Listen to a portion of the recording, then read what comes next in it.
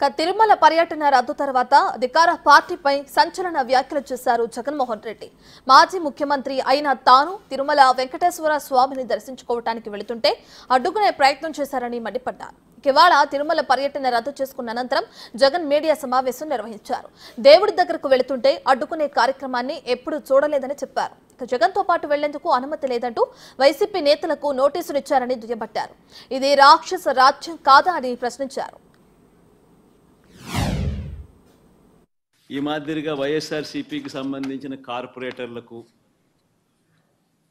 ఈ మాదిరిగా వైఎస్ఆర్సీపీకి సంబంధించిన నాయకులకు, ఈ మాదిరిగా వైఎస్ఆర్సీపీకి సంబంధించిన అనేక మంది శ్రేణులకు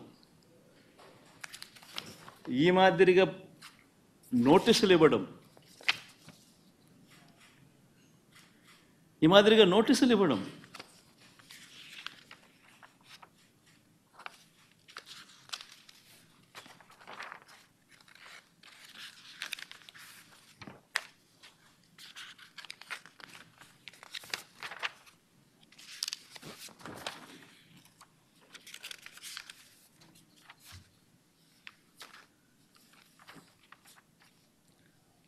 నోటీసులో ఏమని రాస్తారు?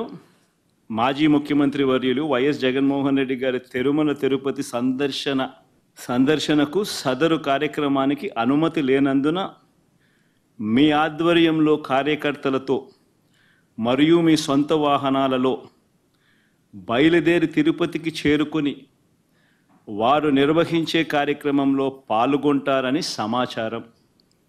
కావున అనుమతి లేని పై తెలిపిన కార్యక్రమం అందు పాల్గొనడం చట్టరీత్యా వ్యతిరేకమని తెలియజేస్తూ ఇవ్వబడుతున్న నోటీసు.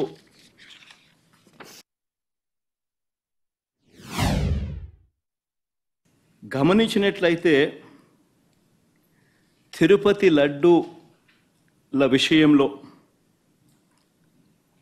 తాను చెప్పినవన్నీ, చంద్రబాబు చెప్పినవన్నీ అబద్ధాలు అని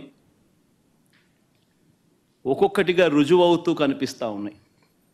ఆ కనిపించే నేపథ్యంలో 100 రోజుల పాలన మీద టాపిక్ డైవర్ట్ చేస్తూ లడ్డూల టాపిక్ తీసుకొచ్చాడు. ఆ లడ్డూల టాపిక్లో చంద్రబాబు నాయుడు అడ్డగోలుగా తప్పు చేసి గుడి పవిత్రతను దెబ్బతీస్తూ అడ్డగోలుగా దొరికిపోయేసరికి మళ్ళీ ఈ టాపిక్ను డైవర్ట్ చేసేందుకు, లడ్డూల టాపిక్ను డైవర్ట్ చేసేందుకు కొత్తగా ఇప్పుడు డిక్లరేషన్ టాపిక్ తీసుకొచ్చి మళ్ళీ అది ఇంకొక రాజకీయం చేస్తూ ఉన్నారు. చుట్టుపక్కల రాష్ట్రాల నుంచి కూడా బీజేపీ వాళ్ళని తప్పిస్తున్నారు. మరి బీజేపీ పై వాళ్ళకు తెలుసో తెలీదో నాకైతే తెలియదు, కానీ చుట్టుపక్కల వాళ్ళ దగ్గర నుంచి కూడా బీజేపీ వాళ్ళని కూడా అక్కడికి రప్పిస్తున్నారు. కొన్ని వేల మంది పోలీసులు అక్కడ మోహరించినట్టుగా చూపిస్తూ ఉన్నారు. స్వామివారి ప్రసాదము విశిష్టతను, తిరుమల తిరుపతి దేవస్థానం పేరు ప్రఖ్యాతలను రాజకీయ దుర్బుద్ధితో, ఐ రిపీట్ దిస్ వర్డ్, రాజకీయ దుర్బుద్ధితో,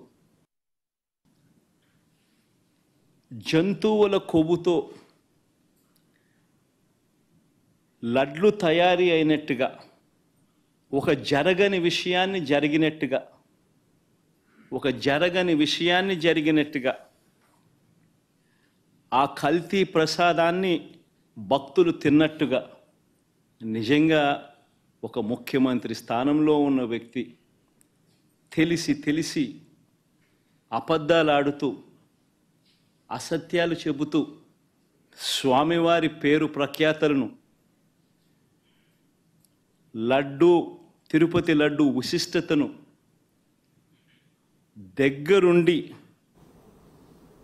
దగ్గరుండి అపవిత్రం చేసే కార్యక్రమం సాక్షాత్తు ఒక ముఖ్యమంత్రి చేస్తూ ఉంటే